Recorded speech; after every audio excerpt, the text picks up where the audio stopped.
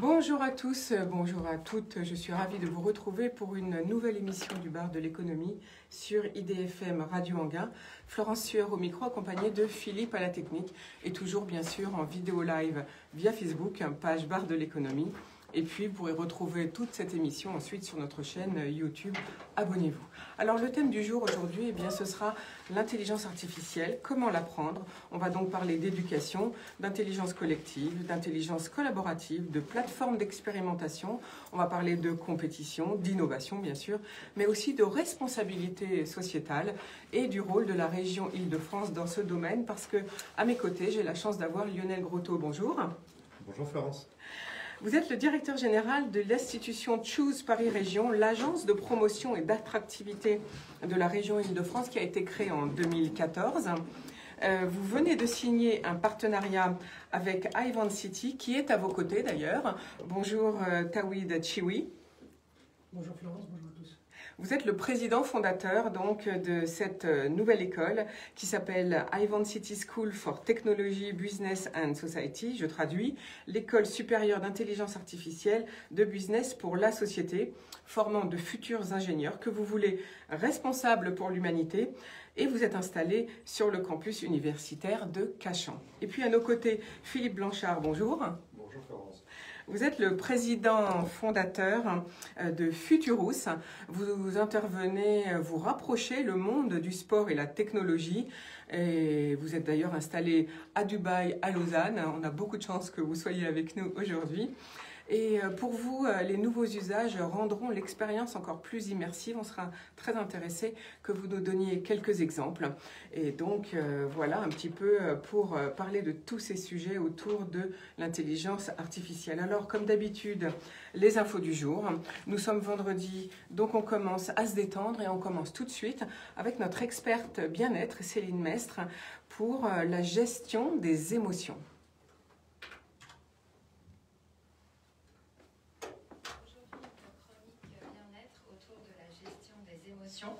Pourquoi gérer ses émotions permet de mieux communiquer avec son entourage? Alors celles et ceux qui travaillent dans la pub le savent bien, l'impact des émotions dans la communication est considérable, mais dans nos relations quotidiennes aussi, la communication joue sur la corde des émotions. Mais c'est quoi au juste une émotion? Pourquoi et comment la communication est-elle génératrice d'émotions? Est-ce qu'il est possible de gérer ses émotions pour mieux communiquer avec son entourage? C'est Paul Ekman, un psychologue américain, qui a établi dans les années 70 une liste de 6 émotions de base. La tristesse, la colère, la joie, le dégoût, la surprise et la peur. Cette liste reste encore aujourd'hui une référence en la matière. Et comme pour les couleurs, il existe des émotions primaires et de nombreuses nuances. Par exemple, on considère souvent que la honte est un mélange de colère et de peur. Quoi qu'il en soit, nos émotions sont tout à fait naturelles. Les mammifères ou les fœtus ressentent des émotions. Les émotions ont un rôle, notamment pour notre survie. Généralement, nous ne choisissons pas nos émotions, elles sont automatiques dans une situation. Elles peuvent être agréables ou désagréables, plutôt que positives ou négatives. Elles ont toujours un rôle à jouer, ce sont des signaux, elles sont utiles. Elles nous servent à agir, par exemple à nous défendre ou à attaquer en réponse à une menace qui nous fait peur. Elles nous servent à nous motiver. N'oublions pas que nous sommes tous programmés pour obtenir du plaisir et éviter la douleur. Et elles nous servent à communiquer et à influencer, puisque notre émotion envoie un signal à notre entourage et qu'on le veuille ou non, ce signal va influencer directement l'état émotionnel d'autrui. Nous avons donc tendance à juger nos émotions car nous les ressentons comme désagréables ou agréables, mais nous venons de voir qu'elles ont un rôle utile. Les émotions nous renseignent en effet sur nos besoins non satisfaits. Par exemple, lorsque vous vous sentez triste, vous pouvez avoir besoin d'écoute, de sens. Lorsque vous vous mettez en colère, c'est peut-être que vous avez besoin de reconnaissance, de considération. Ainsi, apprendre à écouter ses émotions, c'est prendre soin de ses besoins. Les émotions s'imposent à nous, nous ne pouvons pas les contrôler, mais nous pouvons agir sur les tensions, les gênes, les inconforts provoqués par nos émotions désagréables. Par exemple, si vous vous mettez en colère, vos poings se serrent, votre mâchoire se crispe, vos sourcils se froncent, vous criez. Commencez par ressentir tous ces signes dans votre corps. Ils vous renseignent sur l'émotion et donc sur le besoin non satisfait qui se cache derrière. Si vous ne pouvez pas agir sur l'émotion, vous pouvez en revanche décharger les tensions qu'elle provoque. Laissez se relâcher votre corps en conscience, portez votre attention sur votre respiration, laissez-la se calmer, effectuez quelques mouvements de détente musculaire pour vous décontracter. Sophrologie et communication non violente, c'est le duo gagnant pour interagir au mieux avec votre entourage. Imaginez, votre assistante consulte son téléphone alors que vous êtes en train de lui donner des consignes pour un travail important et urgent. Vous ressentez de l'agacement, de l'impatience parce que vous interprétez son comportement comme irrespectueux à votre égard, parce que vous avez peur que ce travail ne soit pas terminé à temps. Et peut-être que spontanément, vous auriez envie de lui dire « Tu ne m'écoutes pas, ce que je te dis ne t'intéresse pas, ça n'a pas l'air important pour toi, tu peux arrêter de consulter ton téléphone quand je te parle ?» Or, comme vu précédemment, il serait judicieux de commencer par vous écouter. Comment l'agacement se manifeste-t-il ? Et puis libérer les tensions inutiles provoquées par cet agacement. Allez faire un tour, prendre l'air, respirer quelques minutes, vous détendre. Et puis revenir dans un état de calme et de relâchement tel que vous seriez capable de lui dire « Quand je vois que tu réponds à SMS alors que je te parle, vous constatez. Je me sens frustré, vous exprimez votre sentiment, parce que j'ai besoin de toute ton attention afin d'échanger sur ce dossier important, vous exprimez votre besoin. Donc, est-ce que tu serais d'accord pour laisser ton téléphone de côté quand on se parle, vous formuler une demande concrète et positive. En bref, restez à l'écoute de vos ressentis, libérez-vous des tensions provoquées par des émotions inconfortables et faites sentir à votre interlocuteur que vos besoins comptent autant que les siens. À bientôt! Merci Céline Mest pour cette gestion des émotions. On va effectivement apprendre et notamment à gérer le fait quand on est énervé. Alors Tawhid Chiwi, ça vous fait réagir? Oui, ça me fait réagir parce que l'intelligence émotionnelle est très importante dans un certain nombre de métiers, notamment dans les fonctions dirigeantes où la pression peut être forte, on peut être confronté, comme dans le contexte d'aujourd'hui, à des problématiques assez variées et intenses.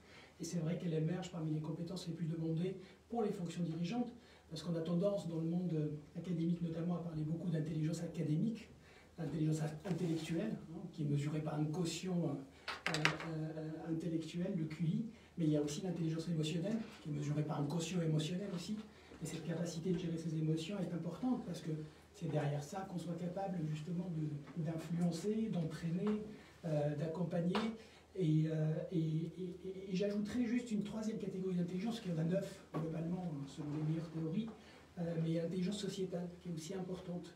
Et je pense qu'aujourd'hui, pour pouvoir réussir dans le monde professionnel, il faut avoir aussi cette intelligence sociétale qui nécessite une certaine compréhension des enjeux sociétaux et donc une certaine responsabilité et puis une capacité d'interagir avec son environnement et de prendre en compte l'ensemble des parties prenantes. On y reviendra sans doute tout à l'heure quand on va un petit peu plus parler de votre école, parce qu'on sera intéressé de savoir quels cours vous allez envisager de donner. À vos côtés, Philippe Blanchard, est-ce que cette gestion des émotions vous fait réagir également? Ça fait réagir beaucoup parce que le travail qu'on a fait dans le domaine du sport, d'abord au mouvement olympique et puis après dans les expositions universelles, on utilise le sport parce que justement c'est un vecteur d'émotion. On a une émotion quand on suit son athlète préféré, son sportif préféré, on a une émotion collective aussi, et c'est un des gros enjeux aujourd'hui quand on voit la place du Covid et comment il est en train de changer le monde du sport, comment on retrouve cette communauté collective et ces émotions collectives. Donc oui, ça me parle beaucoup. Merci beaucoup pour vos interventions. Nous poursuivons l'info du jour. Maintenant, première info, c'est le lancement du cycle de conférences du Conseil d'État sur le thème de l'état d'urgence. Cette conférence sera à suivre en direct, c'est pour ça que je vous en parle, le 14 octobre sur leur site internet, donc celui du Conseil d'État, de 17h30 à 20h, et elle évoquera les enjeux philosophiques, politiques et juridiques avec cet état d'exception qu'est cette pandémie. Et il y aura comme intervenant Bernard Cazeneuve, l'ancien ministre de l'Intérieur, François Molins, magistrat en exercice encore cette année. Et puis, il a aussi été procureur de la République auprès du tribunal judiciaire de Paris jusqu'en 2018. Et puis, il y aura Monique Canto-Sperber, philosophe, auteure d'un ouvrage sur la fin des libertés. Elle est également directrice et de recherche au CNRS. Vous, les internautes, vous pourrez poser vos questions en ligne et réagir aux interventions. Voilà pour cet premier rendez-vous. Donc, je vous rappelle que c'est donc le 14 octobre de 17h à 20h. Donc ça s'appelle, ce sera sur le thème, c'est l'état d'urgence, car le cycle de conférences du Conseil d'État démarre sur ce thème et il durera toute l'année, et même sur l'année 2021. Autre info du jour, c'est la SNCF qui continuera à échanger et à rembourser sans frais tous les billets grandes lignes jusqu'au 4 janvier 2021 pour encourager les Français à prendre le train malgré les incertitudes liées au coronavirus. En fait, depuis mars, cette mesure avait été mise en place et devait s'arrêter au 1er novembre. Donc c'est plutôt une bonne nouvelle.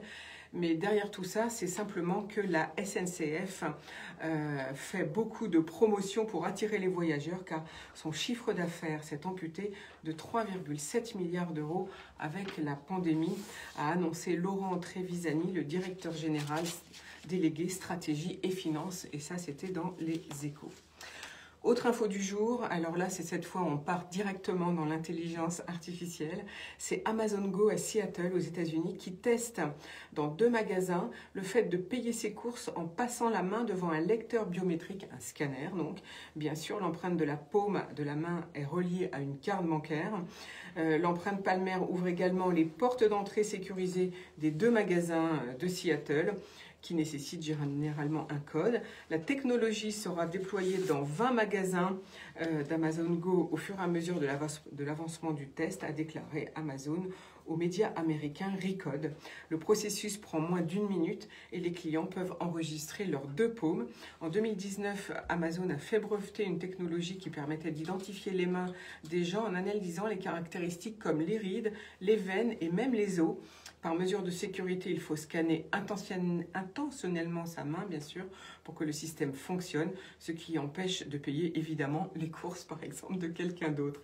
Philippe Blanchard, qu'est-ce que vous pensez de cette expérimentation ? Je pense qu'elle est assez révélatrice d'un état d'esprit, surtout en Amérique du Nord, où la technologie est là pour se substituer à une certaine forme de rapport humain. Et pour moi, l'enjeu, c'est vraiment que la technologie soit un élément qui puisse à la fois optimiser nos achats en rendant plus efficace, mais également que ça puisse renforcer notre humanité. Et pour nous, dans le cadre de Futurus, et le slogan qu'on a retenu, rapprocher l'humanité et la technologie, c'est vraiment ces problématiques-là. Donc je ne suis pas très positif par rapport à cette expérimentation. Donc pour vous, la technologie, à un moment donné, doit s'arrêter. C'est ça que je comprends derrière vos mots. Alors, je ne pense pas qu'elles doivent s'arrêter. Je pense qu'on doit prendre conscience des enjeux que la technologie a. Et un des gros travaux qu'on veut faire en travaillant avec Tawhid et ses équipes dans le cadre de Ivan City, c'est justement regarder les éléments positifs et les éléments négatifs. Il y a un déterminisme technologique, c'est-à-dire que la technologie induit un certain nombre d'effets, mais en retour, il faut qu'on comprenne aussi que nous, en tant qu'individus, nous, en tant que société, on a aussi un rôle sur le développement de la technologie. Et ce rôle, vous estimez qu'on ne le prend pas assez en compte en ce moment, c'est ça? Où on commence à se réveiller, à réagir? Je pense qu'il y a une prise de conscience, je pense qu'il faut qu'on aille plus loin, et surtout qu'on comprenne mieux qu'est-ce qui se cache derrière la technologie, et qu'on ait plus cette approche de technologie boîte noire. Et donc le travail d'éducation, ça c'est Tawhid, le travail d'expérimentation, ça c'est nous, Futurus, est pour moi très important. En fait, ce que vous voulez dire, c'est qu'on n'est plus dans la révolution industrielle du type il y a 100 ans. Maintenant, il faut penser à l'impact à chaque fois qu'on imagine une nouvelle technologie, parce que comme vous avez dit, on ne peut pas empêcher nos cerveaux de fonctionner et donc d'avancer, donc on ne peut pas empêcher les inventeurs d'inventer. Alors oui, mais ce qui est très intéressant si on regarde l'histoire de la technologie, c'est que pendant très longtemps, la technologie a été au service de l'humanité. Donc la roue nous a permis d'avancer plus vite, de transporter plus de matière, la machine à vapeur, et donc la technologie s'inscrivait dans un schéma de soutien à nos activités humaines. Aujourd'hui, je pense qu'il y a une barrière qui a été franchie, et la technologie devient dans une logique de renforcement de son rôle. Et c'est ça qui m'inquiète, moi, en tant en tant qu'humain, en tant que papa, en tant qu'acteur de ma société et de mes communautés. Je voudrais bien qu'on prenne conscience quand est-ce qu'il y a ces ruptures entre le service à l'humain ou la technologie qui est là uniquement pour se servir à l'humain. Merci beaucoup pour cette intervention. Philippe Blanchard, Taoui Chiwi.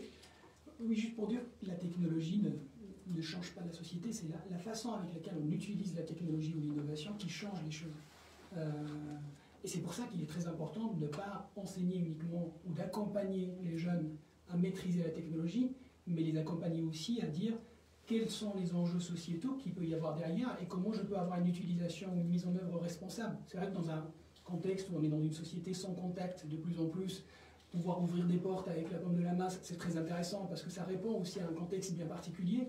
Et à partir du moment où on protège bien les données, à partir du moment où cette utilisation ne dépasse pas un certain nombre de valeurs éthiques, hein, qui sont d'ailleurs au cœur du positionnement de l'école qu'on crée, parce qu'on pense que l'enjeu de la technologie est principalement un enjeu sociétal et pas seulement un enjeu technique ou technologique. Et c'est pour ça que la prise de conscience derrière l'utilisation de cette technologie-là, et puis les enjeux qu'il peut y avoir derrière, sont très importants, aussi importants que la technologie elle-même. Merci beaucoup pour votre intervention, Taoui Chiwi. Je rappelle que vous êtes le fondateur de l'école Ivan City. Autre info du jour, c'est donc Miracle.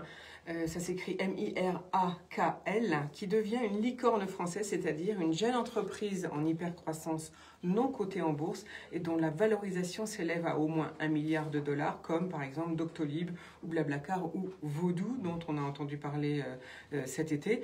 Vodoo, c'est un développeur et éditeur de jeux vidéo sur mobile qui a été valorisé en août dernier à 1,2 milliard de dollars. Alors, Miracle édite des solutions pour les places de marché en ligne. Elle vient de réaliser une levée de fonds record en France d'un montant de 255 millions d'euros, une opération menée par le Fonds international anglo-saxon Permira et elle a été valorisée à 1,5 milliard de dollars. Elle a été lancée en 2012, elle est basée à Paris et Miracle revendique pas moins de 300 clients dans le monde, dont la Fnac, Darty, Carrefour ou Conforama, ou encore des chaînes américaines de supermarchés comme celle de Kroger. Miracle permet à ses clients de rivaliser avec les géants du secteur comme Amazon ou Alibaba, a assuré Philippe Corot, le président fondateur de l'entreprise à l'AFP. La société se rémunère en prélevant un pourcentage sur les ventes réalisées par les places de marché qui utilisent sa plateforme logicielle et elle se dit rentable, ce qui n'est pas souvent le cas d'ailleurs pour les startups, et elle compte profiter des fonds de levée pour embaucher 1000 nouveaux collaborateurs dans le monde, dont 300 ingénieurs essentiellement basés en France, et ça c'est plutôt une très bonne nouvelle, n'est-ce pas Lionel Grotto? Effectivement, c'est révélateur d'un écosystème d'innovation en France qui a considérablement pris son essor et qui est une réalité aujourd'hui qui est de plus en plus reconnue. Je pense que c'est une opportunité parce que l'innovation permet d'imaginer l'avenir de manière positive dans une période qui n'est pas forcément toujours facile pour tous nos concitoyens, mais je pense que ces belles histoires, donc c'est pas la seule, et Paris est, je pense, aujourd'hui bien positionné en Europe et de manière générale dans les grands écosystèmes d'innovation mondiaux pour être une de ces capitales de l'innovation dans laquelle on invente les solutions de demain pour répondre aux grands défis qui se posent à nous. Je trouve ça plutôt enthousiasmant et effectivement c'est dans cette optique aussi qu'agissent les pouvoirs publics, État, régions et autres acteurs et en lien avec les partenaires privés bien sûr. Bien sûr, on va en reparler dans quelques secondes ensemble si vous voulez bien. Lionel Grotto, je rappelle que vous êtes le directeur général de Choose Paris Région. Dernière info du jour parce que quand même là je pense que ça va vous intéresser mais ça montre une pratique commerciale assez particulière. C'est pour attirer ses clients vers son nouveau smartphone, le Pixel 5 et le Pixel 4a. Bien sûr, pour la 5G, Google offre un casque Bose aux premiers acheteurs, un casque quand même qui vaut à peu près 350 €, enfin 349 exactement. Bref, il s'agit d'un casque intelligent sans fil à réduction de bruit et un casque haut de gamme. Alors pour bénéficier de l'offre, parce que je pense que ça peut intéresser beaucoup d'entre vous, il faut acheter le Pixel 5 entre le 30 septembre à minuit et le 14 octobre à minuit évidemment, ou alors si vous voulez acheter le Pixel 4 qui est un peu moins cher, toujours les deux compatibles 5G. Il faudra l'acheter entre le 5 novembre et le 18 novembre, toujours bien sûr à minuit ou avant minuit, sur le Google Store ou sur chez l'un des revendeurs participant à ces bien sûr offres. Alors les revendeurs, c'est du genre boulanger, enfin je ne vais pas tous les citer, vous allez trouver tout seul je pense. Voilà, en tout cas je voulais vous le dire parce que je pense que ça peut intéresser plusieurs d'entre vous. Et 14 jours après la commande et dans les 45 jours suivants, vous devriez faire une demande sur la page pixel-offers.com pour tenter d'obtenir le précieux casque. Donc vous voyez que cette commande se fait en plusieurs étapes, c'est donc une pratique commerciale nouvelle. Voilà, c'était l'offre de Google, c'était ma dernière info du jour, mais j'ai quand même envie de vous demander, Philippe Blanchard, ce que vous en pensez.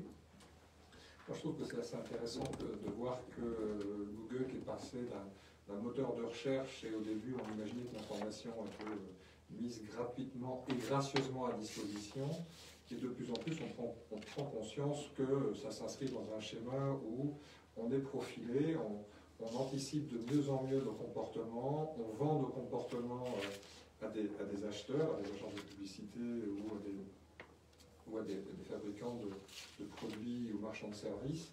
Et donc ça fait partie des évolutions de la société qu'il faut qu'on comprenne et sur lequel ensuite il faut qu'on dise ben oui, ça m'intéresse, mais je fais mon choix en connaissance de cause et éviter ce consumérisme qui parfois m'inquiète un petit peu. De toute façon, tout le monde ne sera pas servi, évidemment, puisque l'offre est valable que dans la limite des stocks disponibles, dit Google, mais évidemment, je ne connais pas. Ils n'ont pas annoncé la quantité. Tawhid Chewi. Juste pour dire que Google montre encore une fois que même s'il n'a pas les meilleures technologies, il a toujours les meilleurs business models. Et que c'est ça ce qui est intéressant aussi pour pouvoir se développer économiquement. C'est pas que avoir la meilleure technologie, la plus récente, etc. Et c'est de comprendre quels sont les business models qu'il y a derrière. Effectivement, et c'est pour ça que j'avais sélectionné cette info. Alors, dernière info du jour, non, mais en plus très importante, c'est la région Île-de-France, le groupe ADP et le groupe RATP qui annoncent l'ouverture d'une zone de test en grandeur nature sur l'aérodrome de Pontoise-Cormaillan-Vexin en Val d'Oise pour développer une filière autour du véhicule à décollage vertical à partir de juin 2021 avec le soutien de l'Agence européenne de la sécurité aérienne et d'Eurocontrol, l'organisation européenne pour la sécurité de la navigation aérienne.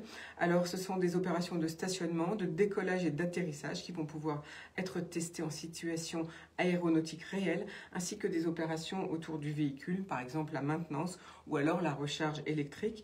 Dès le premier semestre 2021, les aménagements nécessaires seront effectués du côté des pistes et des espaces, évidemment, et puis aussi des bâtiments, bien sûr. Et puis, très intéressant, par contre, je voulais vous le signaler, c'est que pour les entreprises qui s'intéressent à tous ces développements du décollage vertical et donc de la mobilité, de la e-mobilité, comme on dit maintenant, eh bien, un appel à manifestation d'intérêt international est lancé afin de fédérer un écosystème de grands groupes, de PME, de start-up, de laboratoires et d'universités. Et les candidatures sont ouvertes dès aujourd'hui jusqu'au 13 novembre via le site reinventarymobility.fr. Je le mettrai sur notre page Facebook, bien sûr, et YouTube. Et les projets retenus seront annoncés le 18 décembre 2020. Alors, j'imagine, Lionel Grotto, en tant que directeur général de Choose Paris Région, que vous êtes au pilotage de tout ça? Oui, absolument. Ce sont des échanges qu'on a démarrés il y a tout juste 3-4 mois avec nos partenaires d'ADP et de la RATP, avec l'idée de pouvoir se positionner comme un écosystème intéressant pour les entreprises de ce secteur, donc de ce qu'on appelle mobilité aérienne verticale. Donc là, il s'agit en fait d'un engin. Donc en fait, on a rencontré au cours de l'été la société Volocopter, qui est une société allemande, avec nos partenaires d'ADP, pour effectivement leur présenter l'écosystème français, francilien, plus particulièrement autour de l'aéronautique, qui est extrêmement riche, qui connaît des difficultés aujourd'hui, mais justement, et effectivement, on a très vite avancé avec eux pour travailler sur cette initiative et cet appel à projet qui, avec la particularité qui est la nôtre, que donc c'est un site web qu'on a monté très très rapidement au cours des dernières semaines et qui effectivement est ouvert à la fois aux sociétés françaises mais aussi internationales, ce qui fait un petit peu la particularité de nos actions puisqu'on a déjà lancé ce même type d'initiative pendant la période Covid pour aider le groupe ADP justement à sourcer des solutions innovantes par rapport à la période Covid. Et on a eu plus de 300 candidatures venant de 30 pays. Donc c'est bien ça aussi qui fait la particularité de cette approche, qui n'est pas uniquement française, mais avec une approche d'innovation, une approche d'attractivité pour la région, puisqu'on est vraiment à cette échelle au niveau de la région Île-de-France. Alors en plus, c'est très intéressant pour le Val d'Oise, qui est un gros département aéronautique, hein, et puis il y a Roissy qui est bien sûr dessus, et donc ADP qui gère, comme vous l'avez dit tout à l'heure, Lionel Grotto. Vous avez déjà 300 intérêts qui ont répondu à votre appel à manifestation d'intérêt, alors que le site vient juste d'ouvrir. Non, pardon, ces 300 candidatures, on les a eues pour un autre appel à projet qu'on avait lancé pendant la période Covid, plutôt au mois de mai, avec groupe ADP, qui cherchait des solutions justement pour faciliter le trajet des passagers vers l'aéroport, toutes les circulations au sein de l'aéroport, etc. Et donc il y a des solutions qui ont été primées derrière. Donc c'est juste pour illustrer l'approche qu'on a. On part d'acteurs du territoire pour aller chercher comment est-ce qu'on peut innover avec eux et aller voir des entreprises internationales en leur proposant finalement de venir s'inscrire dans des territoires et sur des filières d'attractivité de demain. Alors j'imagine que pour ce développement de projet, vous pensez à l'application du genre taxi volant, c'est bien ça, Lionel Grotto? Exactement. Est-ce que vous pensez qu'il pourrait y avoir d'autres innovations qui pourraient émerger? Est-ce que vous avez imaginé d'autres choses? Ou est-ce que c'est principalement autour de l'amélioration de la mobilité par les taxis volants?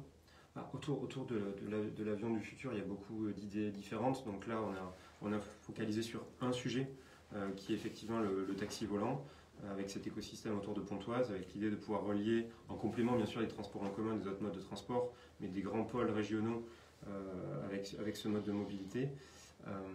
Maintenant, effectivement, il y a des idées autour de l'avion électrique qui sont également travaillées, pas nécessairement sur Pontoise d'ailleurs, mais effectivement là on est vraiment sur cette thématique.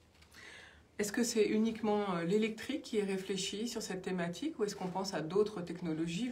Puisque je pense à ça parce que Bill Gates s'est exprimé il n'y a pas longtemps pour dire qu'il pensait que l'électrique n'était pas une vision du futur pour les gros porteurs et pour notamment même le transport routier type camion, bus, etc. Qu'est-ce que vous en pensez, Lionel Grotto?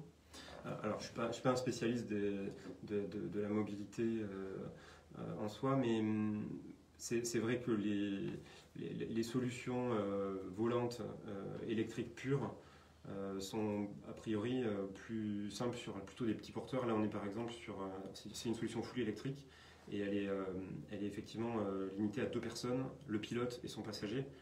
Là, sur ce périmètre-là, en tout cas pour l'entreprise allemande qu'on a utilisé pour la communication et pour la première marque d'intérêt pour lancer la démarche. C'est vrai que déconner sur des véhicules plus gros, que ce soit terrestres ou aériens, c'est effectivement plus compliqué. On avait discuté à un moment avec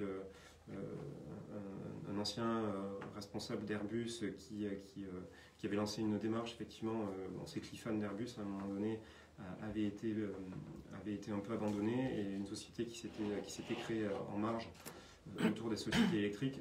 Effectivement, il y avait cette problématique de plus le porteur est gros et plus c'est compliqué, on est plutôt sur des solutions hybrides de motorisation. Voilà, donc je rappelle, merci beaucoup Lionel Grotto, je rappelle que vous êtes le directeur général de l'agence Paris Choose Région et que je vais donc rappeler cet appel à projet parce que c'est très important pour les entreprises, quelle que soit leur taille d'ailleurs, et tout comme les laboratoires et les universités. Donc un appel à projet qui est ouvert depuis hier et jusqu'au 13 novembre pour tous ceux qui sont intéressés par la e-mobilité autour de l'avion. Eh bien, il faut aller vous inscrire sur le site reinventerimobility.fr et les projets retenus seront annoncés le 18 décembre. On va tout de suite, bien sûr, faire une petite respiration musicale et puis ensuite, on poursuit sur notre sujet du jour, bien sûr, l'intelligence artificielle.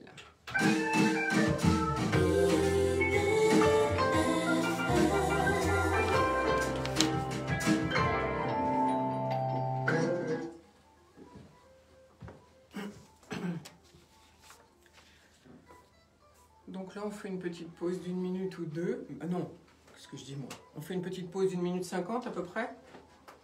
Et puis, si vous avez envie de boire un verre d'eau, c'est le moment. Il faut sortir et boire.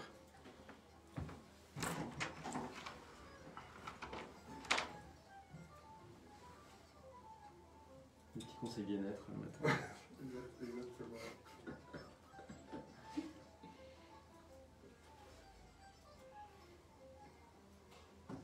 Pour nous, c'est pas toujours simple, hein, parce qu'on a beaucoup d'entreprises, effectivement, qui sont pas toujours responsables. C'est vrai que la mission qui nous est donnée au départ, c'est d'accompagner toutes.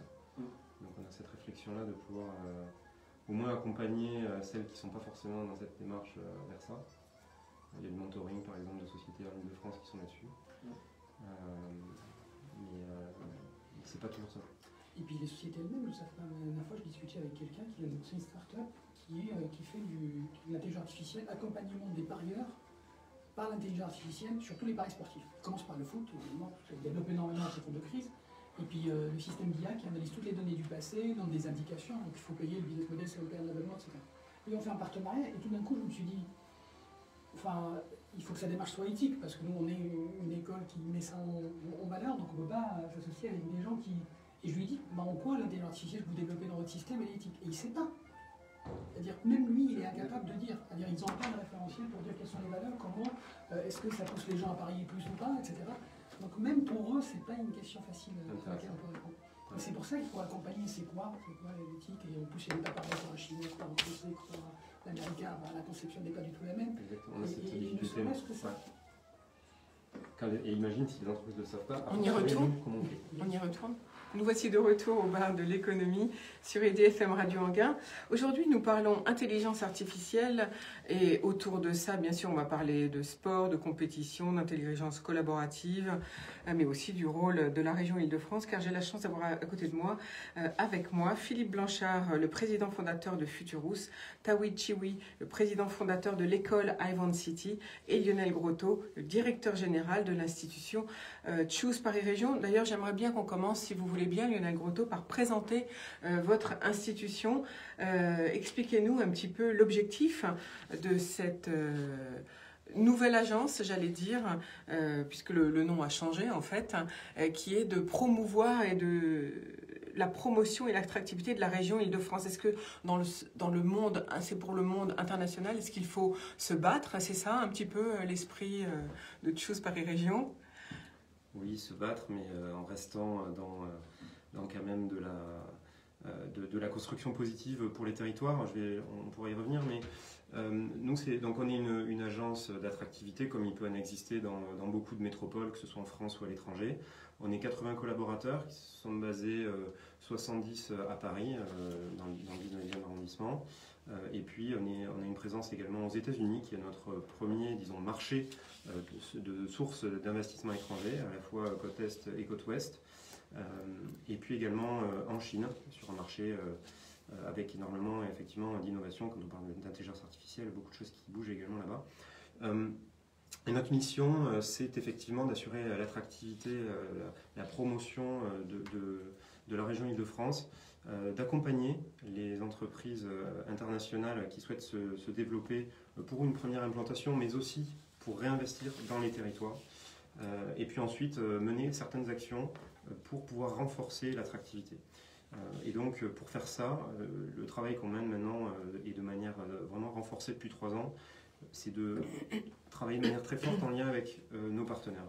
Ce qu'on pense, c'est que tout seul, on est très faible en fait pour porter un discours là où on va être fort. C'est si jamais on porte un discours cohérent avec un certain nombre d'acteurs autour de nous qui ont aussi leur réseau, leur capacité à convaincre, leur capacité à transformer la région Île-de-France. Et donc, on s'est entouré de tout un tas de partenaires, à la fois des collectivités, des entreprises, qu'elles soient françaises ou étrangères, de partenaires écoles. Voilà, Tawhid à mes côtés en est un exemple, pour pouvoir justement mener des actions ensemble, que ce soit des actions de prospection commune, l'exemple qu'on citait tout à l'heure de la mobilité aérienne volante en est un, que ce soit des actions de communication, que ce soit des actions plus structurelles sur les territoires de transformation et d'accompagnement de ces territoires vers certaines filières qui souhaitent développer. Alors justement, vous avez parlé donc de développer également à l'international et que vous avez un pied, donc je répète ce que vous avez dit évidemment aux USA et en Chine. On a aussi entendu avec cette pandémie que la France eh bien, n'avait plus certaines industries, notamment par exemple dans les médicaments. Est-ce que vous allez développer l'attractivité de la région parisienne, donc de la métropole, comme vous dites, aussi dans d'autres pays? Est-ce que vous envisagez, enfin, comment va-t-on faire alors qu'on ne peut plus trop voyager en ce moment? Est-ce que c'est aussi un objectif que de vous développer dans d'autres pays étrangers? De nous développer, nous, en tant qu'agence, dans d'autres pays étrangers, non. Mais on a, comme je disais, un certain nombre de partenaires, de réseaux avec lesquels on travaille, que ce soit Business France, bien entendu, le réseau diplomatique français, ne serait-ce que les entreprises françaises présentes à l'étranger, tout le réseau des CCEF. Tout ça, c'est des acteurs qui travaillent avec nous, qui sont, pour être très concret, dans notre assemblée générale. On est une association aussi, donc on fonctionne plutôt comme une entreprise, mais on a un certain nombre de partenaires qui sont avec nous et qui construisent avec nous ces actions. Et donc, pour répondre à votre question, oui, on travaille sur ces sujets de relocalisation industrielle, même si le terme est peut-être pas le bon. En fait, c'est essentiellement ce qu'on voit, c'est plutôt des entreprises déjà implantées qui vont réinvestir. C'est là qu'on va avoir les projets les plus porteurs d'emploi. Nous, on a en portefeuille aujourd'hui 65 projets stratégiques, dont 12 qui sont des unités de production ou de réalisation. La plupart sont dans deux secteurs, les mobilités et la santé. Ce sont les deux secteurs phares vers lesquels la France veut aller. En tout cas, ça fait partie des secteurs annoncés par Bruno Le Maire d'ailleurs. Alors Lionel Grotto, vous venez de signer un partenariat avec l'école Ivan City, qui est représentée à vos côtés par Tawhid Chiwi. Expliquez-nous un peu quel partenariat on peut signer avant qu'on entre dans le détail du partenariat avec cette école, ou bien est-ce que tout le monde, est-ce que beaucoup, enfin, qui peut venir signer des partenariats et quelles sont les élections possibles? On fonctionne comme une entreprise, je pense. Certains de vos interlocuteurs seront salariés ou chefs d'entreprise. Donc on fonctionne comme une entreprise. Donc les partenariats, on les signe en fonction des intérêts communs qu'on peut avoir, qui peuvent se rencontrer lors d'une rencontre. Voilà, on s'est rencontrés avec Tawhid, avec son équipe. Il nous a présenté le projet, on a partagé. Et donc c'est comme ça que c'est né assez vite en fait l'idée de pouvoir soutenir cette initiative. Déjà pour nous c'est un moyen en fait aussi d'être, et on le disait en souriant dessus, mais c'est un peu ça, un peu une bonne fée aussi qui se penche sur cette école un bébé, voilà, qui est en train de se créer et qui a besoin, on est en France, donc de soutien institutionnel. Et donc on est heureux de pouvoir apporter un peu cette caution un peu institutionnelle publique. Donc ça c'est clairement un premier point. Donc à la limite, si des entreprises nous entendent, il y en a beaucoup qui nous entendent aujourd'hui, on peut taper à votre porte, on vous présente un projet, quel que soit l'avancement du projet, et on est reçu et ensuite vous tranchez, j'imagine. Est-ce que c'est aussi simple que ça?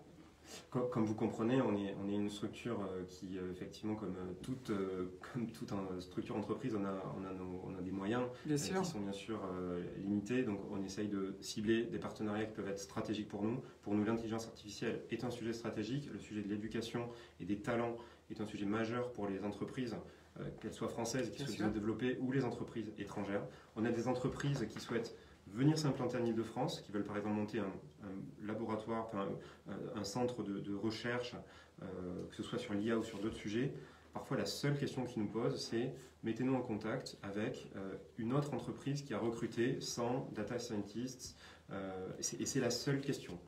Et donc ça, on voit bien que aujourd'hui, la France a réussi à convaincre, on parlait tout à l'heure de la levée de fonds, de la qualité de son écosystème d'innovation. Maintenant, il faut qu'on continue à faire cet effort de formation, d'éducation et effectivement pas se tromper sur nos priorités. Et donc c'est ça, donc c'est pourquoi vous avez deux secteurs prioritaires, comme vous l'avez dit, la mobilité et puis la santé. On en a d'autres, mais c'est effectivement sur ces secteurs qu'on a le plus de demandes entrantes. C'est le plus de demandes. Merci beaucoup. Alors, on va donc... merci beaucoup Lionel Grotto. Alors justement, vous venez de signer un partenariat avec Ivan City qui contribuera à pousser un petit peu cette école. Quel est l'objet de cette école, Tawhid Chiwi? Alors, cette école a pour objet de rompre avec des logiques peut-être traditionnelles qu'on a connues aujourd'hui dans l'enseignement supérieur en France, où en tant que grande école, on est soit école de commerce, soit école d'ingénieur. Et c'est vrai, quand on voit émerger un sujet comme l'intelligence artificielle et tout ce que ça engendre comme transformation, on se pose la question sur est-ce que c'est un objet technologique, est-ce que c'est un objet économique, est-ce que c'est un objet sociétal? Et finalement, c'est tous les trois. Et c'est là où on se dit, ok, on n'a pas aujourd'hui peut-être un positionnement en matière de formation qui répond à cet enjeu multiple, qui est un enjeu hybride, qui est un enjeu multidisciplinaire, parce que nos institutions d'enseignement supérieur sont très organisées par discipline. Et c'est pour ça que l'idée est venue de dire qu'il faut qu'on crée, compte tenu de l'évolution qu'on connaît dans l'intelligence artificielle, et ce que ça va engendrer en termes de demande métier, mais aussi de transformation de compétences et de pratiques dans les entreprises, de former ce qu'on appelle nous les engineers, les e-ingénieurs de demain, qui sont capables de comprendre les enjeux technologiques, de comprendre les enjeux et les applications économiques, mais aussi de prendre en considération la dimension sociétale et de responsabilité. En fait, ce que vous voulez dire, c'est que finalement, le reproche qu'on fait, qu'on refait beaucoup, enfin, souvent aux ingénieurs, c'est le comportement. C'est-à-dire qu'il n'y a pas cette notion des têtes bien faites et d'adapter le comportement. On a du mal, quelquefois, ils ont du mal à communiquer avec d'autres services. En tout cas, c'est ce qu'on entend dans les entreprises industrielles. Et vous, c'est un petit peu ce que vous voulez faire, c'est-à-dire mélanger, peut-être, on va voir les cours que vous allez proposer. Est-ce qu'il va y avoir de la philosophie, des cours d'éthique, des cours, je ne sais pas moi, de sociologie, mélangés à des mathématiques, à de la physique? Enfin, j'imagine qu'on ne peut pas se baser des sciences fondamentales. Absolument, c'est une hybridation totale entre les aspects informatiques, technologiques, les aspects business management et les aspects éthiques. Pour vous donner un ordre d'idée, c'est 50% de techno, toutes nos formations, 25% de business management et 25% d'éthique. Et éthique, il faut le prendre ici, et c'est un mot valise, il faut le prendre au sens le plus large. Il y a les questions relatives à la confiance dans le système, il y a les questions de biais, je peux revenir là-dessus avec des exemples si vous souhaitez, la robustesse des algorithmes, les travailleurs du clic, la sociologie, la morale, enfin toutes ces dimensions-là sont dans la dimension éthique. C'est vrai qu'on est allé voir, nous, 200 recruteurs, on a fait une analyse du marché de l'emploi et on voit bien une carence, parce qu'on peut avoir des gens qui comprennent très très bien la techno, mais qui n'ont pas la capacité de comprendre les enjeux métiers qu'il peut y avoir derrière, l'interaction de l'entreprise avec son environnement, quelle implication sociétale peut créer un système IA ou une solution IA. Et c'est extrêmement important de pouvoir imbriquer et hybrider tout ça. C'est-à-dire qu'il faut sortir de la logique qu'on a, qui est celle de l'accumulation ou de l'addition de compétences, où on met une couche techno et puis au-dessus on met une couche management, et puis finalement on apporte un tout petit peu d'éthique à côté, et les choses ne sont pas imbriquées. Dans l'entreprise et dans la réalité de la vie professionnelle, on prend une décision, elle est nécessairement multidimensionnelle. Donc il faut qu'on soit capable, dans notre raisonnement et dans notre formation, de pouvoir intégrer ces dimensions-là, et c'est comme ça qu'on essaie de construire justement tous les programmes, avec cette imbrication totale et cette hybridation totale entre les trois dimensions. Alors c'est une école qui vient de se créer. Combien de temps durent les études? Comment ça se passe? Quelles sont les sélections? Ou y en a-t-il pas? Je ne sais pas. Expliquez-nous un peu le process et qui prenez-vous? Qui peut rentrer dans cette école? À partir de quel âge? Tawhid Chiwi. Quand on dit école, c'est plusieurs programmes justement. Donc on a essayé autour du triptyque intelligence artificielle, business management et éthique, on a construit un autre triptyque en matière d'offres de formation. D'abord la formation initiale. Elle est destinée à des jeunes qui viennent après le bac pour un programme en 3 ans qui est un bachelor en intelligence artificielle appliquée, et puis des gens qui peuvent venir post-premier diplôme, soit après un bac plus 2 ou 3, pour avoir un master en data science et intelligence artificielle pour le business. Et évidemment, on a aussi une offre Executive Education qui est destinée aux entreprises, parce qu'on forme au métier de l'IA, mais on forme aussi aux compétences. C'est-à-dire tous les managers aujourd'hui, ceux qui sont dans les directions marketing, ceux qui sont dans les directions de système d'information, etc., sont concernés directement par cette transformation et l'arrivée massive des données. Aujourd'hui, c'est la plus grande richesse des entreprises. C'est l'or noir de demain, c'est la donnée. Comment l'utiliser, comment la transformer, comment accompagner justement les entreprises à intégrer les données dans leur offre produits-services, dans la façon avec laquelle ils interagissent avec leurs consommateurs. Donc il va falloir effectivement former les managers aussi aux compétences liées à la donnée. Donc il y a toute la partie exécutive où effectivement on accompagne les entreprises à intégrer, à se former à ces dimensions-là. Et puis il y a la dimension aussi online education qui est importante aussi pour nous parce qu'elle permet de démocratiser l'accès au contenu et à ces sujets-là. Et elle permet d'ouvrir effectivement les perspectives, notamment à l'échelle internationale. Surtout que le positionnement de l'école est assez unique en Europe, voire dans le monde. Et puis, on a même un programme d'été qui est destiné à des lycéens, parce qu'on se rend compte qu'effectivement, il faut sensibiliser les jeunes à ces métiers aussi émergents, à 300 000 chercheurs dans le monde et experts dans l'IA, alors que les besoins sont déjà en millions. Et demain, quand la PME sera encore concernée par ces sujets-là, les besoins vont être encore plus importants. Donc il faut que, dès le plus jeune âge, on accompagne les jeunes à comprendre les enjeux de la donnée, à comprendre que toutes ces solutions qu'ils ont dans leur smartphone, quelles sont leurs applications sociétales, c'est quoi l'IA qu'il y a derrière et quels sont les métiers et les secteurs qui seront concernés par ça demain. Donc on aura même un programme d'été qui est destiné à des lycéens sur un mois pour pouvoir comprendre les enjeux, les perspectives, les challenges qu'on a derrière toutes ces problématiques de big data et d'intelligence artificielle. Alors, Tawhid Chiwi, vous ouvrez donc une école à Event City. Vous dites qu'on aura pour l'été des programmes d'un mois, par exemple, pour les lycéens. Comment, on est en pleine pandémie, comment vous pouvez ouvrir une école en pleine pandémie? Est-ce que vous allez faire de la formation à distance? Est-ce que vous allez les faire venir? Moi, j'ai commencé à travailler sur le projet le premier jour du confinement. Si on s'était dit, c'est vrai qu'on peut prendre les choses comme étant des contraintes, moi je l'ai pris comme une opportunité. Je me dis, je vais avoir un peu plus de temps et je vais pouvoir être plus concentré sur la création, parce qu'il faut beaucoup de création, de réflexion. Et puis c'est vrai que les gens étaient beaucoup plus disponibles qu'avant. Les rendez-vous qu'on obtenait en 3-4 semaines, on les obtenait en 24 heures, 48 heures.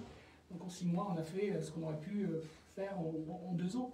Et on a essayé de transformer ça en opportunité. Et en allant voir notamment les financeurs à chaque fois, ou les partenaires, on leur disait, dans un contexte difficile comme ça, il faut des signes d'espoir.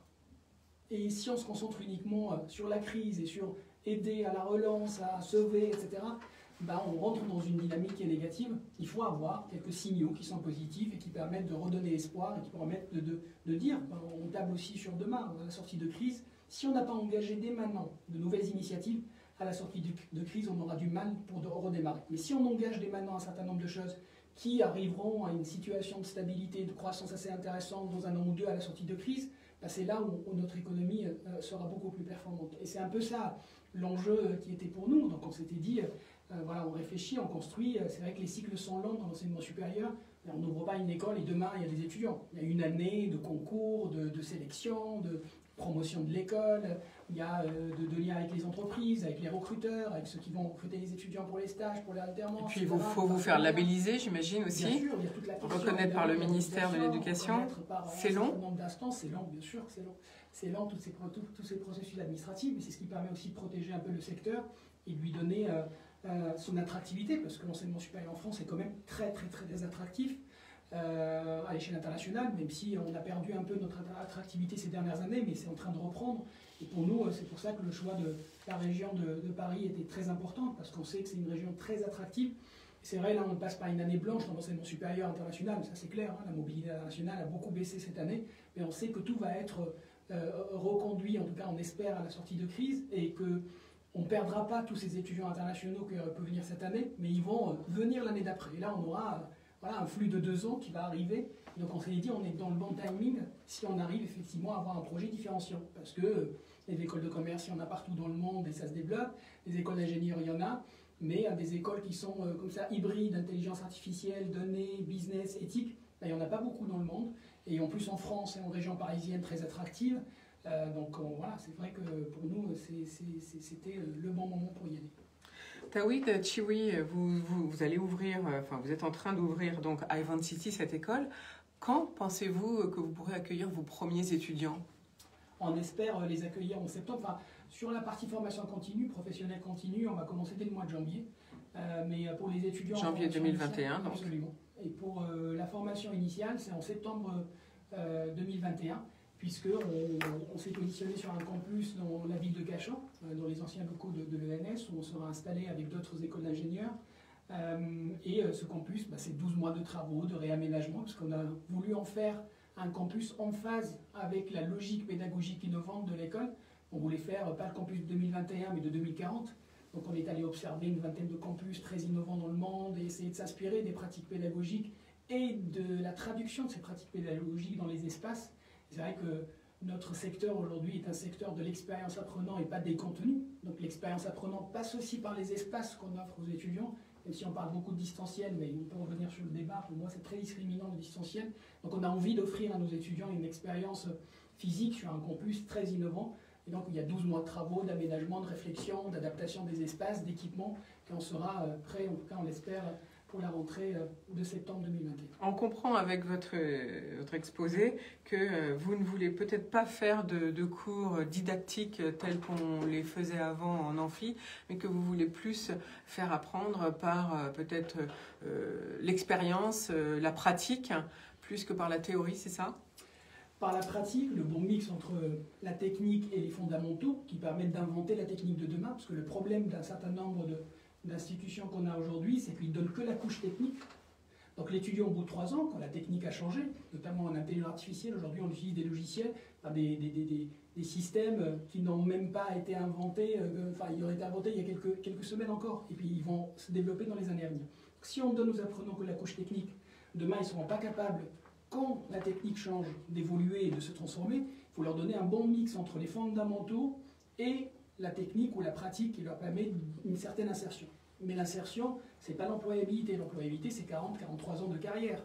Donc il faut être capable de s'adapter, de se réinventer, d'où la nécessité d'avoir aussi les fondamentaux théoriques. Et c'est ça qui est difficile pour l'être humain, parce que ça va très vite, comme vous disiez. Bien sûr. Et donc c'est très compliqué de s'adapter. Alors Lionel Grotto, Choose Paris Région devient donc membre de cette future école.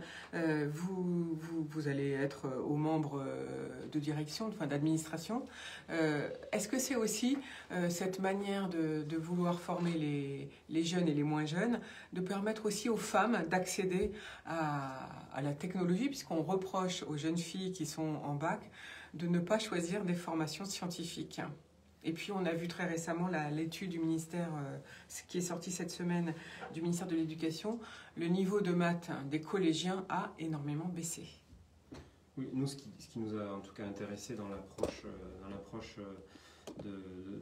d'Identity, c'est un triptyque, à nouveau, désolé, le 3e triptyque, celui de l'industrie, parce qu'effectivement, on parle parfois d'intelligence artificielle, mais ce qui nous intéresse aussi à nous, c'est de pouvoir préparer, comme je disais, les solutions de demain. Il y a un certain nombre de filières d'excellence industrielle en Ile-de-France qu'on souhaite rappeler.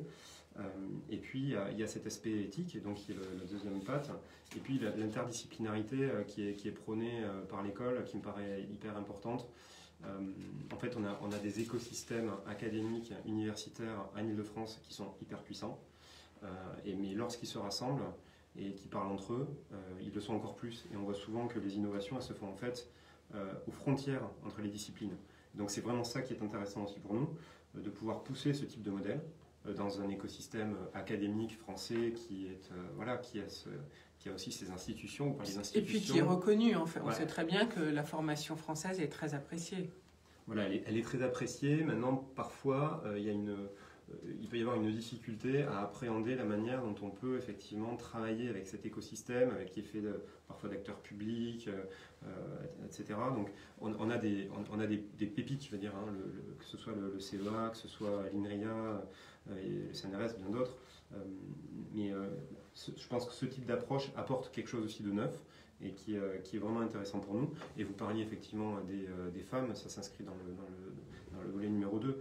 C'est effectivement, Tawhid donnera mieux que moi ses objectifs en la matière, mais qu'on parle effectivement de diversité au sens large, de place des femmes, c'est en tout cas des réflexions qu'on a de plus en plus, même si ce n'est pas toujours facile par rapport à des projets internationaux entrants qui peuvent être avec une intégration, disons, de ces problématiques très différentes. Et donc on essaie, en tout cas à minima, de les sensibiliser lorsque ce n'est pas nécessairement le cas à ces thématiques, et de pouvoir en tout cas leur montrer l'excellence et l'approche européenne qu'on peut avoir sur ces sujets, qui est peut-être plus responsable et différente des approches qu'on peut avoir aux États-Unis par exemple. Alors c'est vrai qu'on trouve les Français très bien formés, mais on reproche aussi à la France d'être trop cloisonnée. Est-ce que c'est ça aussi que vous voulez casser, Tawhid Chiwi, avec cette école, justement, que dans nos cerveaux bien faits, on puisse mieux réagir, être plus agile, peut-être plus compréhensif, justement de pouvoir mieux travailler d'une manière collaborative, intelligente, j'allais dire. Vous savez, je voulais donner un exemple. À Harvard et MIT, quand on est dans la business school de l'une de l'autre, on ne valide pas son diplôme si on ne fait pas 20 à 30% de ses crédits dans les autres écoles de Harvard ou de MIT. Et on oblige les étudiants qui font des études de business à aller chercher des crédits et des matières dans les autres écoles de design, d'art, de philosophie, etc. Et ce décloisonnement, il est extrêmement important, parce que effectivement, ça va permettre d'ouvrir l'esprit et de comprendre que le monde professionnel, il n'est pas cloisonné. On ne prend pas une décision en réfléchissant uniquement marketing ou finance ou humain, on prend une décision nécessairement des applications stratégiques, commerciales, humaines, économiques, etc. etc. Donc il faut qu'on ouvre notre système et qu'on le sorte de cette logique disciplinaire qui est faite par des académiques pour des académiques et qui n'est pas faite pour l'employabilité de demain. On forme des étudiants à des métiers qui n'existent pas, pour des technologies qui n'ont pas été encore inventées et pour résoudre des problèmes dont on n'a pas connaissance. Une fois qu'on a dit ça, si on continue à avoir une logique technique disciplinaire cloisonnée, on n'a rien compris, on est complètement à côté de l'employabilité qui est la finalité ultime de nos institutions. Alors justement, Philippe Blanchard, vous intervenez aussi aux côtés dans cette aventure parce que vous voulez rapprocher le monde du sport et la technologie. Expliquez-nous un petit peu l'enjeu de Futurus et comment vous intervenez pour Avant City. Alors, mon objectif n'est pas de rapprocher le monde du sport et de la technologie, parce que la technologie est présente dans le sport. Moi, ce qui m'a plu dans l'aventure de Avant City, c'est qu'elle mettait en perspective mon histoire personnelle. J'ai 3 enfants. J'ai travaillé longtemps au Comité international olympique à Lausanne. J'étais ensuite patron de la candidature de l'exposition universelle à Dubaï. Et ce que j'ai constaté, c'est qu'il y avait un découplage de plus en plus fort entre nous, humains, et la technologie. On subissait ces usages, on envoyait des éléments positifs, mais on n'en comprenait pas toute la complexité. Et donc pour moi, la volonté de Futurus, c'était de lancer des compétitions de sport pour mettre en avant la technologie. Et je souris parce que tout à l'heure, vous parliez avec Lionel de la mobilité. Nous, on a identifié 4 grandes familles technologiques qui vont changer radicalement notre rapport à nos communautés. La première, c'est l'informatique. Et donc derrière, on voit l'intelligence artificielle, on voit l'Internet des objets. Donc ça, c'est la première famille. Ça existe encore, le mot informatique, pour vous? Je trahis peut-être mon âge en disant ça, mais c'est vrai qu'en général, on parle plus de Information Technologies, mais pour simplifier, penser à la technologie de l'information, vous avez raison. Donc ça, c'est la première famille. La deuxième famille, ce sont les technologies de la mobilité. Et nous, on les appelle les E-motions. On retrouve pour nous des compétitions de drones, par exemple. On va avoir des compétitions de véhicules autonomes ou des questions qui sont liées à des usages autour de la mobilité. Donc, première famille technologique, tout ce qui est technologie de l'information. Deuxième famille, les technologies de la mobilité. La troisième famille, pour nous, c'est la robotique. Et derrière la robotique, on parle aussi des exosquelettes. Et la quatrième famille, qui n'est pas vraiment une famille au sens scientifique et technique, mais on l'a différenciée, c'est tout ce qui est réalité augmentée, réalité virtuelle. Et donc, nous, dans le cadre de Futurus, on organise des compétitions sportives ou des compétitions dans ces 4 familles avec de l'e-sport, avec des courses de drones, avec des courses de mobilité autonome ou mobilité durable. On organise des compétitions de robots, on organise des compétitions de réalité augmentée, réalité virtuelle. Et ce qui est important par rapport à un autre thème que vous aviez évoqué, c'est qu'on a un objectif de changer la nature de la compétition et on veut que nos compétitions soient par équipe. Parce que le futur doit être collaboratif. Et donc nous voulons que toutes les compétitions soient des équipes avec, dans la même équipe, des hommes et des femmes, dans la même équipe, des athlètes et des para-athlètes, dans la même équipe, des sportifs et des e-sportifs, ou des humains et des robots. Je ne veux pas de compétition entre l'homme et le robot. Parce que demain, si on veut une société harmonieuse, nous devons apprendre à travailler avec les machines. Et donc, je suis très très critique par rapport à une vision du Terminator. Non, c'est notre responsabilité de regarder comment on peut travailler. Donc, la nature même de la compétition par équipe change beaucoup de choses. Et j'ai regretté à titre personnel que quand j'étais au CIO, on ait des compétitions d'hommes et des compétitions de femmes. Qu'on ait les Jeux Olympiques et après les Paralympiques. pour moi, ça allait radicalement à l'encontre des valeurs qu'on mettait en avant, qui étaient des valeurs d'humanité et de respect de l'un de l'autre. Certes, mais les capacités de l'être humain, homme et femme, ne sont pas les mêmes. Moi, je n'ai pas la même force que vous, qui êtes un homme. Donc déjà, je suis défavorisée pour une compétition. Vous avez tout à fait raison, sauf si mon équipe, où je suis avec une femme, et votre équipe, où vous êtes avec un homme, sont en compétition l'une avec l'autre. On peut réinventer, on doit réinventer le format des compétitions. Donc pour vous, le comité olympique qui organise les Jeux olympiques mondiaux doit se réinventer, si je comprends bien. Là, on sort un peu du sujet de l'intelligence artificielle, mais Alors, juste quelques mots, puisque quand même vous étiez au comité olympique, on peut en parler. Alors, je pense, et c'est une des raisons pour laquelle j'ai souhaité quitter le mouvement olympique, parce que j'en voyais les forces, j'en appréciais les forces, c'est une organisation exceptionnelle, mais j'en voyais aussi les limites. Et pour moi, l'opposition qui existe entre le comité olympique et le comité paralympique n'est pas nécessairement justifiée, et je pense qu'il y a de nouvelles opportunités d'inventer des choses différentes. Et c'est ça qu'on veut faire, nous, avec Futurus. C'est ça qu'on veut faire avec Futurus. Après, on est bien évidemment prêt pour travailler avec le monde du sport parce qu'il y a beaucoup d'actifs et beaucoup de dynamiques qui existent. Le monde du sport dans le monde, c'est 676 milliards de dollars. Donc, il y a un écosystème extrêmement important. Et si on regarde le sport, le bien-être et quelques éléments de la santé, on est à 3 trilliards de dollars. Donc, croire que nous seuls, on pourrait tout changer, c'est une erreur. Par contre, on est un laboratoire d'expérimentation. Et on permet à des territoires, parce que cette notion a été évoquée aussi, on travaille aujourd'hui avec le département de l'Aube autour de l'abbaye de Clairvaux, on travaille avec l'Arabie Saoudite, on travaille avec la Russie.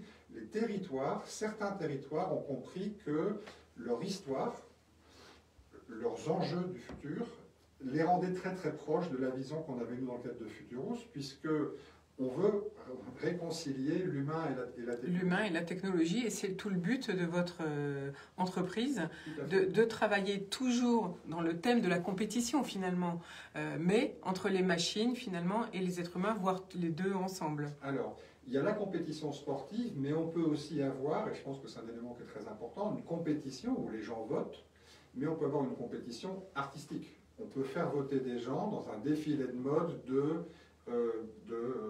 d'exosquelettes. On peut faire voter des gens sur des wearables, donc de l'électronique embarquée sur nos... Mais pourquoi cette dimension de la compétition est importante? C'est parce qu'elle crée de l'émotion, elle mobilise les gens.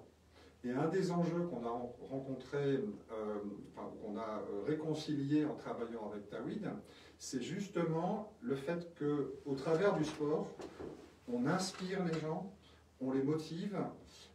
Le sport est un très très bon outil aussi de sevrage numérique.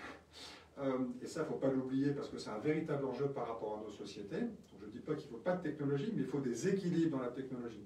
Et le sport nous permet de nous réconcilier avec notre corps et avec notre environnement. Et donc cette dimension compétition est importante, mais pas uniquement sportive, elle peut être aussi artistique et culturelle.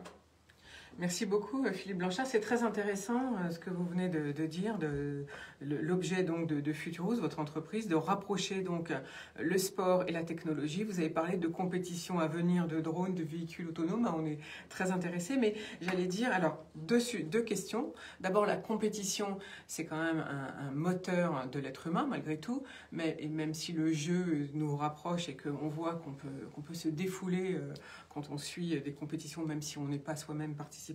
C'est aussi une des sélections en université aux États-Unis. Donc là, ça va être une question pour Tawhid Chiwi.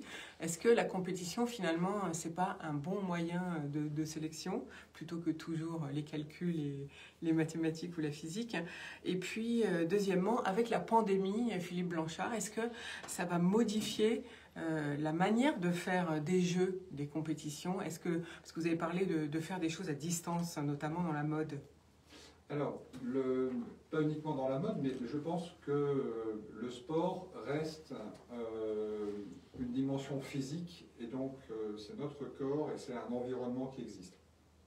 Et ça ne changera jamais, et on peut le garder. Par contre, avec la technologie, d'une part, avec les contraintes, d'autre part, on peut changer l'exercice du sport.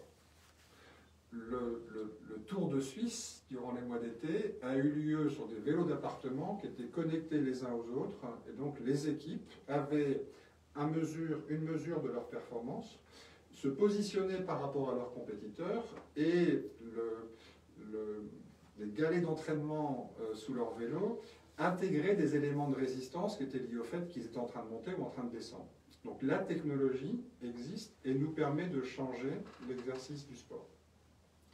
Sur la question que vous évoquiez de la sélection ou de la compétition, je pense, pour avoir voyagé dans beaucoup de pays, je pense que la perception du sport compétition évolue.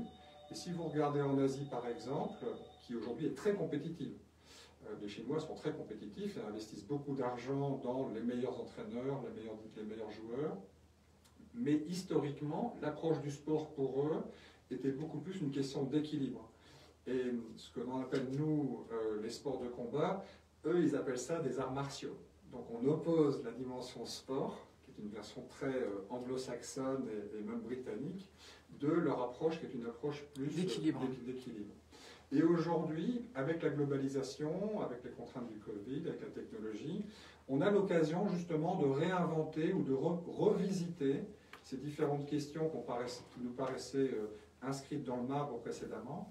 Et on peut changer tout ça pour proposer des nouveaux espaces de compétition et d'éducation. Alors vous avez donné un premier exemple, le sport en Suisse, le vélo. Est-ce que vous allez mettre en place d'autres compétitions? Quand, dans les prochaines semaines et où? Alors, Philippe Blanchard. On est en train de travailler, par exemple, je vous parlais du département de l'Aube, qui est un département qui est extrêmement intéressant parce qu'il a une histoire très, très forte. Et les dirigeants du département se sont intéressés justement à notre approche, puisqu'on voulait avoir une dimension physique et une dimension distante. Et donc on est en train de travailler autour de l'abbaye de Clairvaux sur un certain nombre de compétitions. Il est un peu trop tôt pour en parler, mais on aura donc des sortes de jeux vidéo. Et après, on pourra parler du jeu vidéo parce qu'il y a une dimension physique dans le jeu vidéo. Il y aura des jeux vidéo et des compétitions physiques qui permettront, dans l'abbaye de Clairvaux, de mettre en avant l'histoire de Clairvaux et de rappeler que, et ça on en parle aussi tout à l'heure, la technologie doit s'inscrire dans une histoire et pas être en rupture par rapport à notre histoire et par rapport à notre passé. Alors si un département est intéressé, je pense au département français évidemment, puisqu'on est une radio française, quel budget faut-il envisager? Alors vous allez me dire ça dépend des jeux bien sûr, mais déjà donner-leur une première indication de comment on fait, et puis on va quand même rappeler aussi si on veut vous contacter, comment fait-on? D'accord. Pour une compétition multidisciplinaire, on a des budgets entre 250 et 350 000 euros. Et ensuite, on peut aller beaucoup plus loin en fonction du nombre de personnes qu'on veut impliquer, la dimension internationale, la technicité aussi qu'on va retenir. Mais ce qui est important pour nous, c'est vraiment pouvoir comprendre les besoins des territoires et de mobiliser les acteurs du territoire. On ne veut pas, et je ne veux plus, arriver sur un territoire en disant je viens du CIO, je viens des expositions universelles, je sais ce qui est bon pour vous, faites-moi confiance. Ce langage-là, c'est fini. C'est fini. Il faut du co-développement, et notamment parce qu'il faut s'inscrire dans l'ADN et les compétences de la région. C'est le seul moyen de faire quelque chose qui est utile et qui apporte une valeur ajoutée à tout le monde. Merci Philippe Blanchard, effectivement c'est très intéressant. Alors comment intervenez-vous tous les deux, Tawi Chiwi, avec Philippe Blanchard? Juste pour revenir sur une question, si vous me permettez, qui est celle de la compétition, moi ce qui m'intéresse dans le sport, quand on va sélectionner les étudiants qui sont des sportifs de haut niveau, c'est pas la performance physique, c'est les valeurs que véhicule le sport. C'est-à-dire, c'est cette capacité de travailler avec les autres, de respecter l'esprit de compétition, la tolérance, la combativité, la capacité de gérer ses émotions, la force mentale. C'est ça ce qui est important dans le sport, on a tendance à l'oublier, c'est les valeurs que ça véhicule.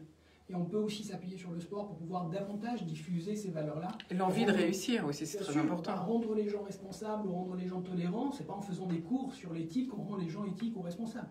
C'est pas dans la salle de classe que ça va se passer. C'est par un certain nombre d'activités, dans le sport, dans l'associatif, etc., qu'on va pouvoir stimuler cette responsabilité et cette capacité d'œuvrer positivement pour la société de demain. C'est ça ce qui m'intéresse dans le sport.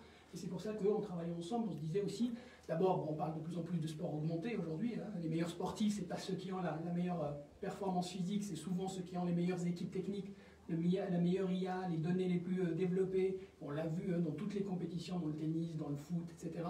les équipes, comment effectivement elles s'appuient sur les données pour pouvoir améliorer leur performance. Et donc voilà, on aura un sport de plus en plus augmenté, et donc où l'IA sera utilisée, où les données seront très très très importantes pour l'analyse et pour pouvoir améliorer les performances. Et donc du coup, effectivement, on sait qu'il y aura un impact important sur le monde du sport. Et c'est pour ça que c'est un secteur qui sera transformé par le domaine de l'IA. Et pour nous, c'est important d'avoir des secteurs d'application émergents où l'intelligence artificielle va jouer un rôle, où la science de données va jouer un rôle important. On peut y apporter notre contribution, notamment en matière d'éthique et de responsabilité. Encore une fois, c'est très très important pour nous. C'est vrai que quand on parle de e-sport ou de jeux vidéo, on a tendance à parler de l'aspect addictif, négatif, etc. Comment on peut, avec tous ces jeunes qui pratiquent ces jeux vidéo, ces sports en ligne, comment on peut véhiculer des valeurs qui sont plutôt liées au monde sportif classique. Et donc c'est là où on peut travailler ensemble. C'était un des enjeux de discussion qu'on a eu. Comment nous on peut apporter, en tout cas d'une façon beaucoup plus forte, ces valeurs et ces dimensions de responsabilité dans l'e-sport. Philippe Blanchard. Alors, deux choses peut-être. La première, par rapport à l'e-sport, on a une vision très, très négative de l'e-sport et on imagine un jeune adolescent boutonneux affalé sur son divan en train de manger des chips et faire des jeux vidéo. Pour être bon dans un jeu vidéo, vous devez faire du sport. Vous devez courir, vous devez vous entraîner parce que c'est à la fois des capacités cognitives mais aussi des capacités physiques. Et donc les meilleurs joueurs de l'e-sport ont des disciplines qui sont les mêmes que celles que j'ai connues quand j'étais au mouvement olympique. Et ça, il faut le rappeler, parce qu'il y a beaucoup d'idées qui sont préconçues. Et si on veut motiver un jeune à être bon dans le jeu vidéo, eh ben, il a intérêt de comprendre qu'il faudra aussi qu'il fasse du sport. Ça, c'est le premier élément. Le deuxième élément, par rapport à ce que dit Tawhid, c'est quelque chose qui est très important pour moi. Pendant très longtemps, le sport a été le corps sain dans un esprit sain. Le corps sain dans un esprit sain. Donc le sportif était responsable de sa prestation physique et de sa réflexion par rapport à sa prestation physique. Et il y a un enjeu éthique majeur que le sportif devienne uniquement un robot et que toutes les informations lui soient envoyées par oreillette et qu'on n'ait plus cet équilibre entre corps sain et un esprit sain. Et ce que j'ai adoré dans les discussions qu'on a pu avoir avec Tawhid, c'est que la dimension éthique, et il en a parlé, 25% des cours, la dimension éthique est essentielle. Le monde du sport a énormément à perdre et énormément à gagner avec un bon usage de la technologie et en travaillant intelligemment. Et c'est pour ça qu'on a proposé, nous, d'apporter notre expérience, notre réseau, de montrer comment le sport est un des secteurs d'activité où la donnée va être essentielle. Il y a des énormes opportunités, mais il y a aussi de très gros risques. Et alors, quels sont les risques pour vous, justement, Philippe Blanchard, hormis le fait qu'on devienne finalement enchaîné à nos outils? Alors, il y a plusieurs risques qui sont liés à la technologie, et on en parlait, mais je pense que j'ai confiance en la nature humaine énormément, et je sais qu'il y a toujours des phases de balancier, et qu'aujourd'hui on est dans une phase peut-être où on est un peu moins en contrôle.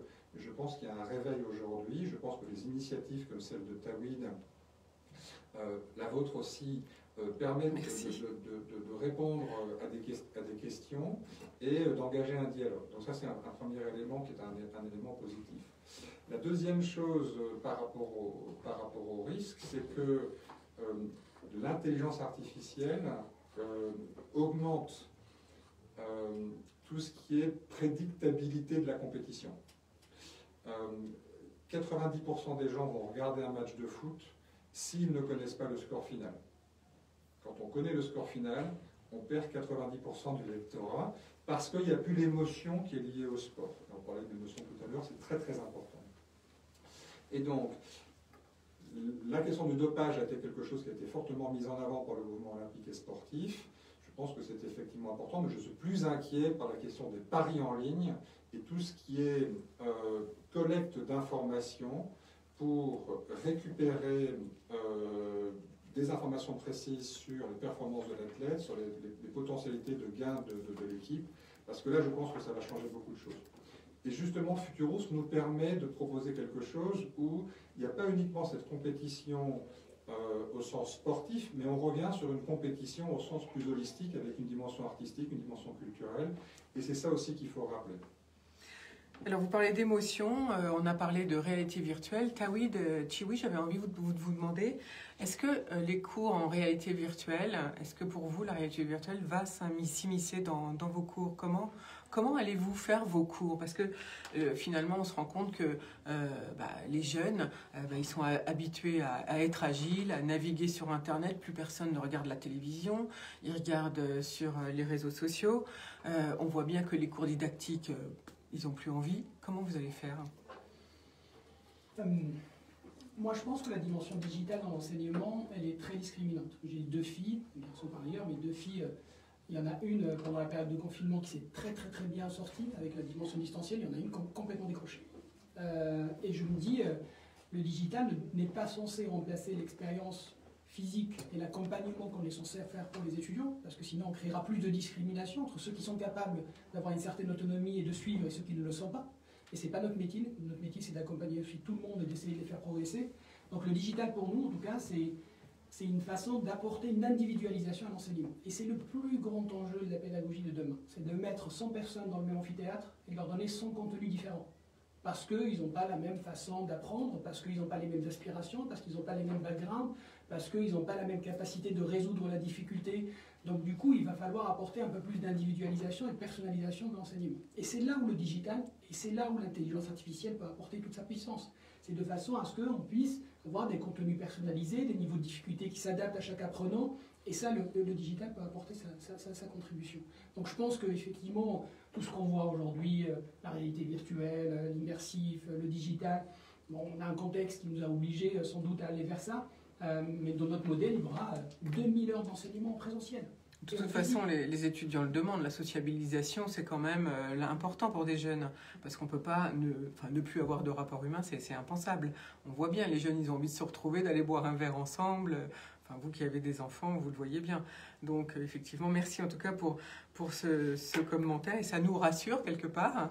Après, je vous demanderai quand même les prix. Évidemment, on parlera des prix et puis de comment on rentre dans cette école. Mais Lionel Grotto, j'avais envie de vous demander, on a l'impression justement, moi ça fait 4 ans que je fais des émissions économiques et que j'essaye de promouvoir justement les nouvelles entreprises et les anciennes pour mettre tout le monde autour de la table, entre les institutions, les élus et les entreprises. On a l'impression qu'en 2020, la France, grâce à la pandémie finalement, a enfin reconnu l'économie et que l'économie c'était important et qu'il fallait, comme a dit Philippe Blanchard tout à l'heure, qu'il fallait être beaucoup plus modéré. C'est pas une technologie plus noire ou plus blanche, ou voilà, il fallait quand même un peu faire réunir un peu tous les acteurs différents dans différents domaines. Qu'est-ce que vous en pensez, Lionel Grotto? C'est un beau message d'optimisme en tout cas, et je suis ravi que vous le portiez. Nous, c'est vrai que pendant une des grosses actions qu'on mène, alors on a plusieurs types d'actions, mais une des grosses actions qu'on mène, c'est de partager beaucoup avec nos partenaires les actions, de pouvoir partager des stratégies, de pouvoir faire remonter aussi des initiatives, de pouvoir prendre leurs idées. Et donc, un des formats qu'on a mis en place, c'est ce qu'on appelle un comité des territoires, dans lequel on associe effectivement essentiellement des intercommunalités qui sont notre partenaires locaux.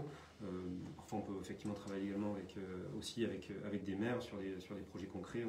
On travaille avec, par exemple, l'AMIF, l'Association des maires d'Île-de-France. Mais donc, pour revenir, effectivement des intercommunalités avec différents acteurs qui travaillent autour de l'économie, qui sont les pôles de compétitivité, qui sont des grands acteurs des infrastructures en Île-de-France. Donc, on a parlé de groupe ADP, Aropa, autour du sujet des ports, tous les grands aménageurs d'Île-de-France, puisqu'il y a en Île-de-France tout un écosystème d'aménageurs. Et donc, tous ces partenaires, on les réunit.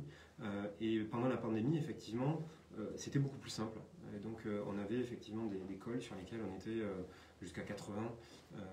Alors après, on a effectivement des démarches qui peuvent être plus territorialisées et plus individualisées.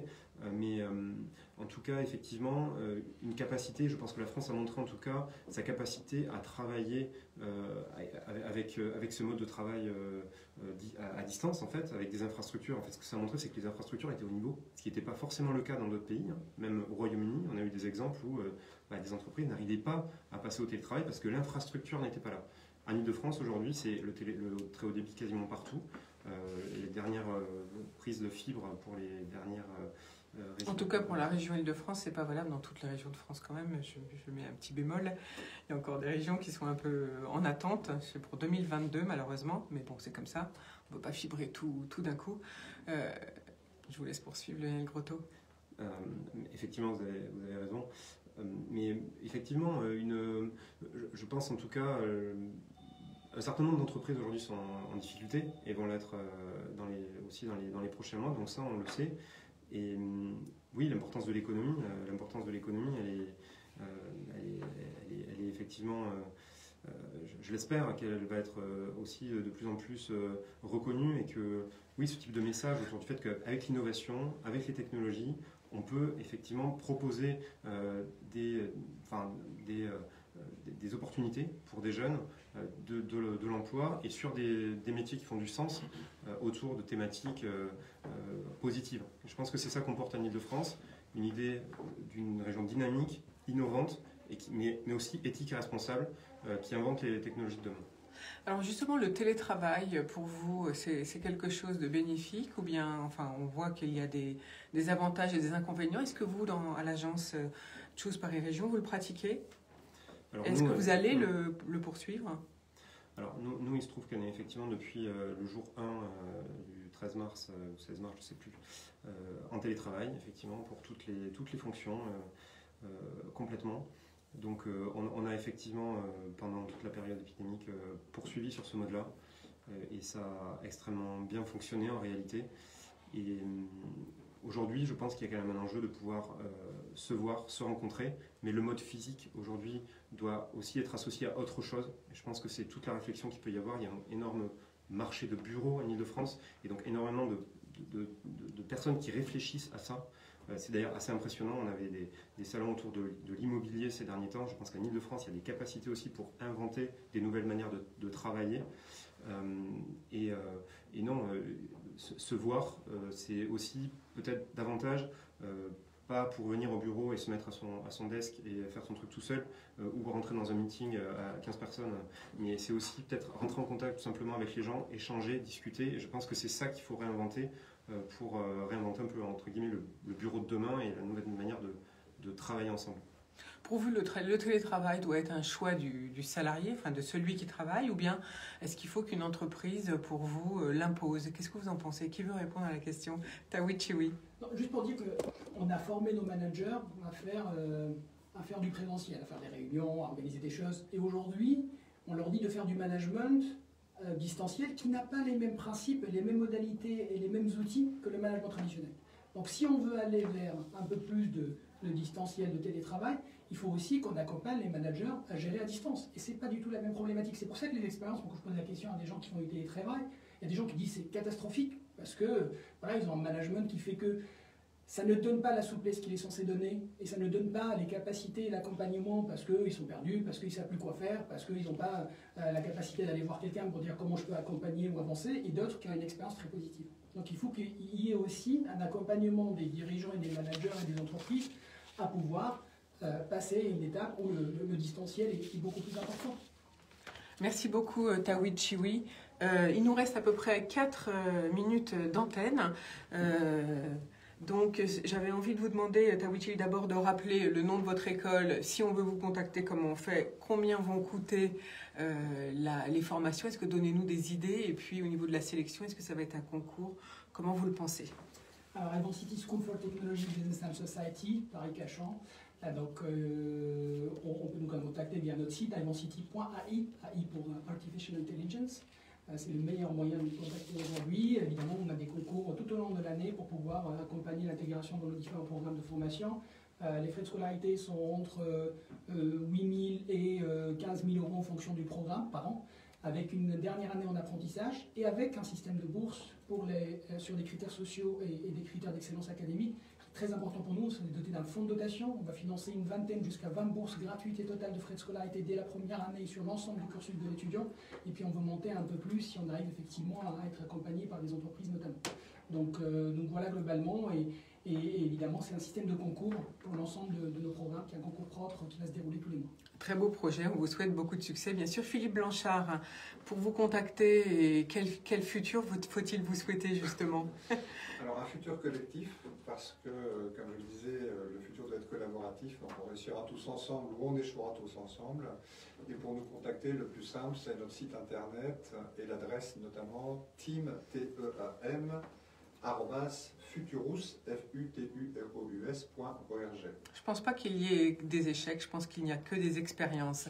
Pour vous, Laurent Grotto, qu'est-ce qu'il faut vous souhaiter? Quel futur, en conclusion?